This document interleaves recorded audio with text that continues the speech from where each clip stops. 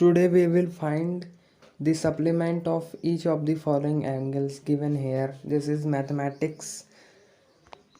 So let's start. So firstly we must know what is supplementary angle. Supplementary angle is a sum of two angles which gives 180 degree as a result. If we have given one angle, we can find another angle simply, like here the value of B will be 180 minus 10 degree and B will be resultant of 170 degree. So let's start solving the questions. First of all, we will find the answer for 63 degree. Now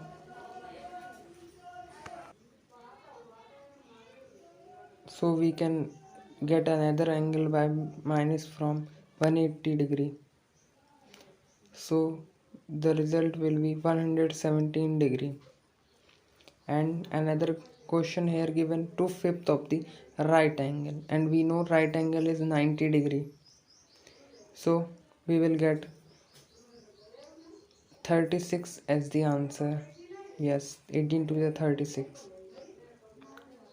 So we will minus from 180 degree and we will get the resultant here, which is 144 degree. Before solving another one, we must know that 1 degree equals 60 minutes.